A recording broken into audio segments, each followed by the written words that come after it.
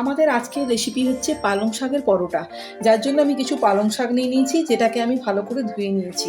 আর কিছু আলু নিয়েছি ছোটো ছোটো, যেটাকে এগুলোকে আমি সিদ্ধ করে নেবো। পালং শাক আর আলুটা আমি এখন কুকারে সিদ্ধ করে নেবো।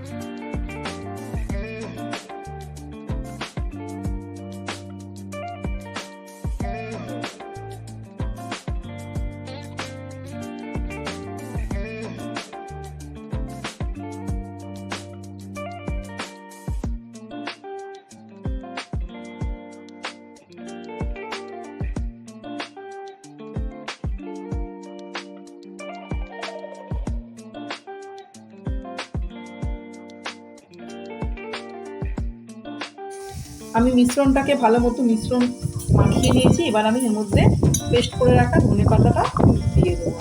3 চামচ মতো দিয়ে দিলাম। এবার এটাকেও ভালো মতো আমি মিক্স করে নেব।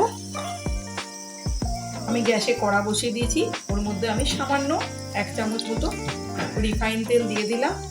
দিয়ে দেবো একটুখানি কালো জিরের ফোড়ন। কালো জিরেটা আমার ভাজা হয়ে গেছে। এর মধ্যে আমি এবার রেডি করে রাখা মিশ্রণটা দিয়ে দিই। এর মধ্যে আমি পরিমাণ মতো লবণ দিয়ে দেবো। আমি দিয়ে দিচ্ছি 3 চামচ মতো লবণ। দিয়ে দেবো আমি 1 চামচ মতো জিরে গুঁড়ো।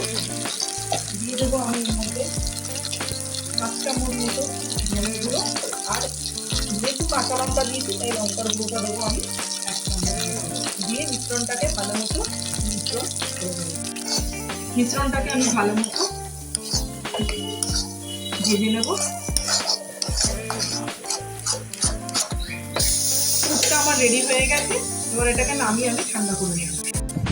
পুরটা রেডি হয়ে গেছে, আমি একটা পাত্রে তুলে রেখেছি। আর আমি এখানে আটা নিয়ে নিয়েছি। আপনারা চাইলে এটা ময়দা দিয়ে করতে পারেন, আরও বেশি টেস্টফুল হবে। আমি এখানে আটা নিয়ে নিয়েছি হেলদি করার জন্য। এর মধ্যে আমি পরিমাণ মতো লবণ দিয়ে আটাটাকে আমি মেখে দেবো। আটাটা আমার মাখা হয়ে গেছে।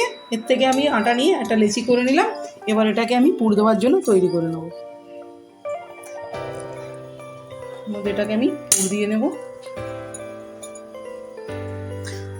মুখটা ভালো করে বন্ধ করে নেব। করে নিয়ে এবার এটা হালকা হাতে বেলে নেব। আমার বেলা হয়ে গেছে। এবার আমি গ্যাসে চাটু বসিয়ে রেখেছি, এর মধ্যে আমি এটাকে দিয়ে দেব। আরেকটা আমি অন্য পদ্ধতিতে করে দেখাচ্ছি। এটাকে গোল মতো বেলে পরোটার মতো করব। গোল মতো বেলে নিয়েছি।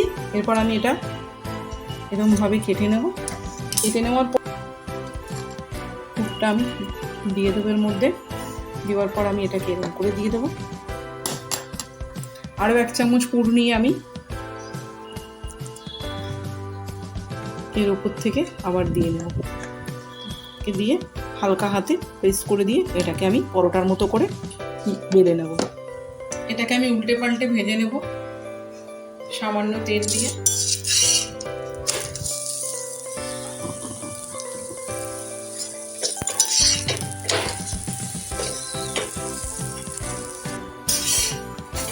পরোটার আকার করে আমি এটা বেলে নিয়েছি। এবার এটাকে ভেজে নেব। এটা আমার ভাজা কমপ্লিট হয়ে গেছে। উল্টে ভালো করে ভেজে নিয়েছি।